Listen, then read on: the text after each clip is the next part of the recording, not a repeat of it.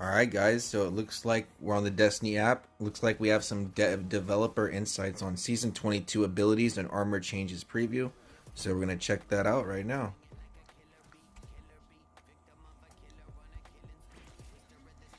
Dev Insights, Season 22 abilities and armor changes. Exotic armor. Season 22 will be rolling out with the second wave of changes to exotic armor following the first wave of changes. They basically looked at underused exotics and made updates to those exotics. So yeah, that's what they did. And they're going to do their second batch here. So with the hunters, we have Knucklehead Radar. The functionality of Foe Tracer exotic helmet has been completely removed from that exotic and added to Knucklehead Radar on top of its existing benefits. So basically, Foe Tracer is now Knucklehead Radar, and Foe Tracer is going to have like a brand new perk. So let's see this. Foe Tracer. We took some cues from the popular monochromatic Maestro artifact perk for this one. When you deal damage with one of your abilities, you can gain damage bonus with weapons that have damage types matching your subclass damage type. Additionally, when you defeat an enemy you with damage abilities, either player ability or with weapon with damage type matching your class, will spawn one of those collectible objects associated with your subclass, such as ionic traces or fire sprites. So that Foe Tracer is getting straight up reworked. It's not even the same thing anymore. Lucky Raspberry. This exotic was a little too unreliable in its current form, so we've taken a crack at streamlining its energy gains while leaving some of its benefits intact.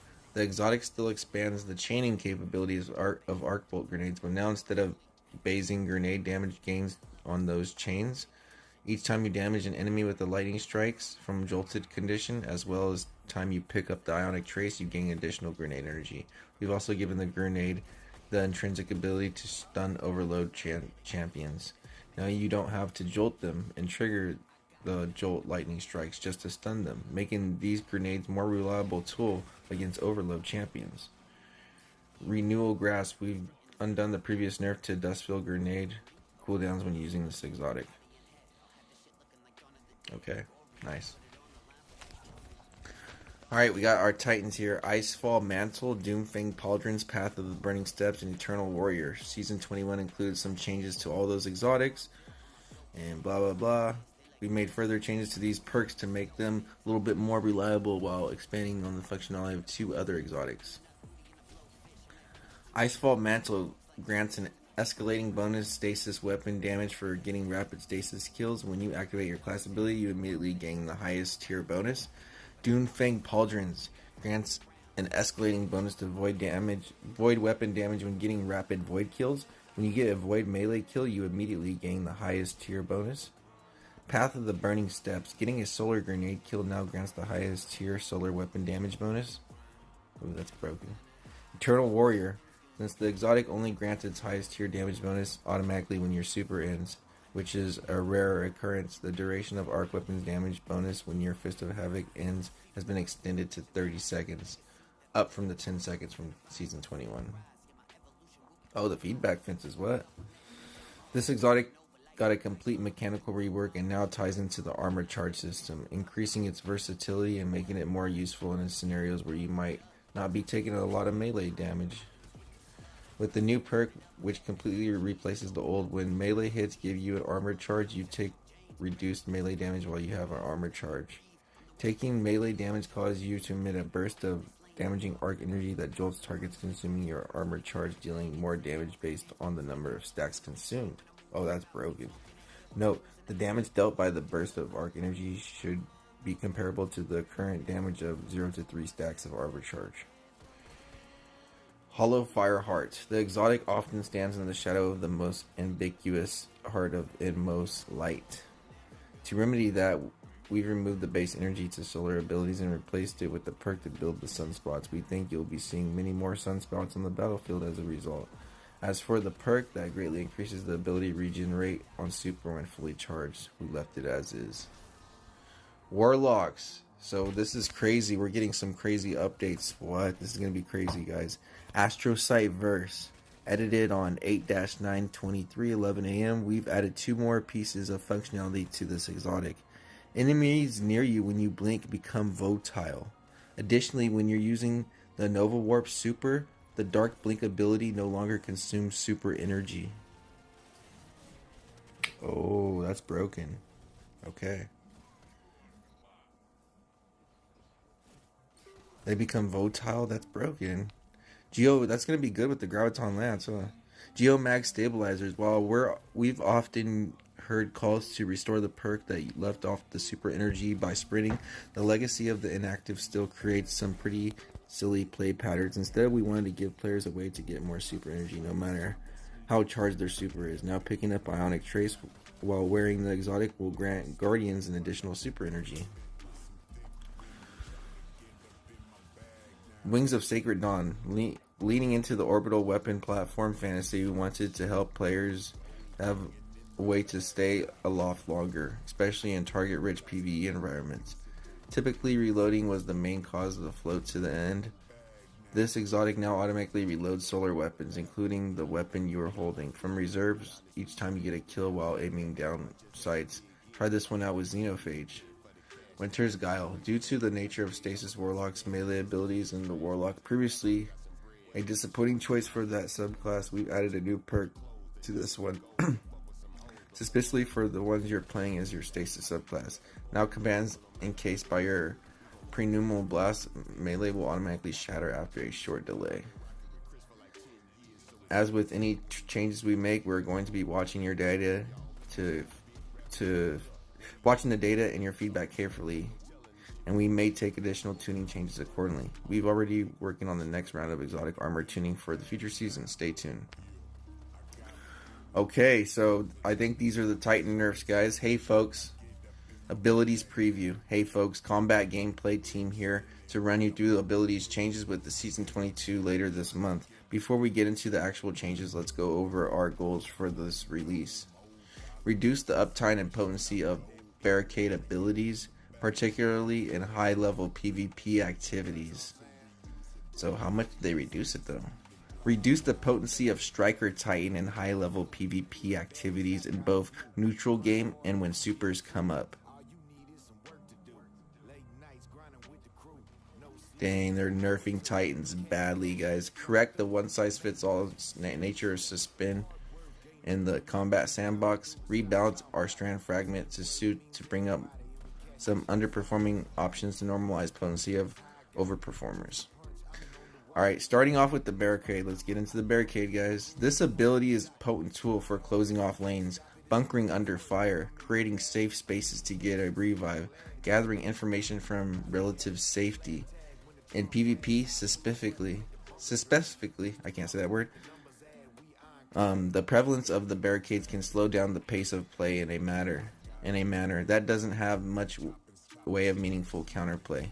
We've been experimenting for a while with the opt-in ways to play around barricades, including anti-barrier rounds via artifact or an exotic weapon, origin traits, subclass buffs, tuning the damage special weapons to deal to barricades, and more. These are all meant to increase an attacker's ability to remove barricades from the equation. However, it's clear that the heat of the moment, these kinds of out-of-combat decisions aren't really coming into play. So we're making some base level changes across different barricade abilities, primarily targeting the strength of the Towering Barricade.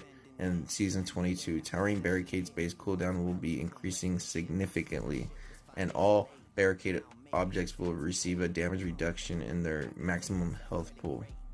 Towering Barricade base cooldown from 48 seconds to 70 seconds. Whew. All barricades maximum health reduced from 600 to 500. Maximum damage resistance versus PvE combatants increased to compensate. At this time, we're not extending the Tower Barricade cooldown change to Bastion variant, which already has a base cooldown time of 100 seconds. However, maximum health reduction does apply, bringing the effective HP against players from 500 to 417. Players that deal an additional 20% damage to Bastion barricades change will be introduced in patch 4.0.0.4. Next up, Striker Titan. It probably won't surprise you that you hear that the Striker has been significantly overperforming in high-level PvP activities like Trials of Osiris. While we believe that a small portion of this is due to a strong focus on arc in the seasonal artifact, we also believe that there base kit has a few elements that are too strong. We've made a recent changes to both of these atoms, but neither their prevalence nor performing meaningfully shifted. We're taking another swing at Thunder Crash and Knockout. Theoretically, Thunder Crash is a one-off super, but in practice its kill potential is closer to that of a roaming super. So we're updating the base cooldown to reflect as a damage dealt. And received is a primary factor in super regeneration rates. Particularly in PvE, we believe that this change will be felt mostly strongly in low player count PvP like trials and competitive without being too disruptive for PvE strikers. Thunder Crash increased the base cooldown time from 500 seconds to 556 seconds, matching the majority of roaming super roster. So yes, it's going to take them longer to get their super. Let's go. While we want Striker to live up to the fantasy of being a close quarters powerhouse, Knockout is currently too forgiving in letting players clean up engagements with melee attacks early in a duel, especially when combined with other melee enhancing items. For Season 22. We're reducing the damage bonus against players that will be keeping a close eye on whether that should remain for future adjustments. Knockout reduced damage bonus versus players from 50 to 30. Last up is Strand. We've been monitoring Strand's performance since Lightfall's release. While we're happy with the way it's shaking up the sandbox across all modes, there are a few outliers that we need to address. First up, suspend. We played with a variety of suspend times during the Strand development and landed on a long duration to differentiate the suspend from stasis freeze, offsetting the lack of shatter equivalent and additional disable time. Having seen the way it's played out in live game, we don't believe this is the right place for suspend to live. We want to shift both its uptime and potency for a few reasons. Suspend is currently a skeleton key that solves combat problems against all combatants types. Its currently duration heavily steps on toes of stasis freeze, which we want to keep at the highest potency disable in the sandbox. The uptime of suspending atoms doesn't allow for meaningful player decision making when choosing when to place their hard disable. To address these problems, we're making a suit changes to across both suspend and supporting atoms. Blah blah blah. Threat of Mind. Suspend reduced base suspend duration versus non-champion PvE combatants from 8 seconds to 5. Threat of Continuity now extends duration to 7 seconds, down from 12. Reduce base suspend duration versus champion combatants from 8 seconds to 3 seconds. Increase snap damage dealt from suspended combatants by 67%. Threat of Mind. Reduce class energy gain based on the tier of defeated target. Minor combatants from 15 to 10%. Major combatants reduced from 25 to 15%. Bosses and champions reduced from 50 to 25%. Threat of Generation. Reduce the overall energy gain per damage event against PvE by 20%. Dang, this thing's getting nerfed in PvE bad. Excuse me. Rebalance the energy gain multiplier across the primary archetypes, blah blah blah. Overall, we reduced the efficiency of fully automatic primary weapons to increase the efficiency of precision primary weapons to compensate. In combination with these changes to suspend, we wanted to shift the potency of other strand atoms to allow the more diverse strand users. Particularly, we're increasing the power of threadlings and sever in PvE, increasing the availability of tangles across all modes. Increased threadling damage versus PvE combatants by 30%. Tangles reduce tangle creation cooldown from 15 to 12. Sever. PvE combatants affected by sever now have their outgoing damage reduced from 40% to 30%. We're also taking this opportunity to address feedback and strand abilities aspects. The Threadrunner Silk Strike Super is a bit unforgiving in the live game, particularly in PvP, so we made some small changes to improve its usability. Silk Strike. Increased Silk Strike damage resistance from 40% to 45%. Reduce suppression time between Silk Strike super air attacks. Reduce the vertical lift powered by Silk Strike heavy air attack to reduce instances of missing a primary target. Thank you. That super was so annoying to use sometimes. While Threadrunner's threaded Spectre aspect is performing well in PvP, we felt it needed a little TLC in PvE. So it's getting a buff. Threaded Spectre, increased Threaded Spectre lifetime from 10 to 12 seconds. Increased Threaded Spectre health versus PvE combatants. Thread Spectre now takes longer to detect nearby PvE combatants at the beginning of the lifetime. PvE combatants more consistently focus on Thread Spectre instead of the Hunter. Ally players no longer have reticle magnetism toward Thread Spectre. A little bit more. Broadweaver's aspect is strong when thrown, but somewhat more difficult in situations, making it lead to safety. Covered and tangled detonates suspending enemies. We also increased the Wanderer's detonation range and damage. The Wanderer destroying a tangle now creates a delay suspension and detonation. Increase suspend detonation from 6 to 7 meters against PvE. You guys can read that. We heard the feedback of the strand grapple melee wasn't working as players intended, particularly on Hunters and Warlocks range. Now pressing the input constantly activates the lunge instead of activating your charge melee. Grapple melee always takes priority while activated, regardless of whether or not target within range.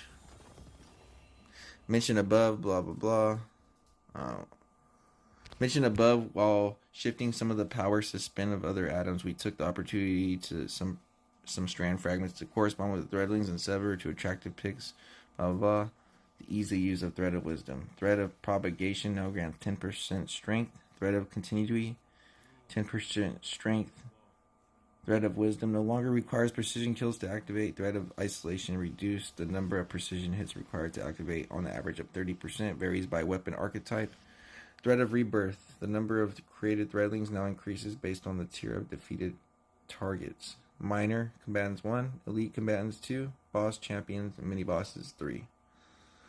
All this is coming in Season 22. Some changes to tune in for the launch for full changes and bug fixes, including the Celestial Fire Scourge, while Season 22 is getting locked in. We're working on a suite of Season 23 changes as well.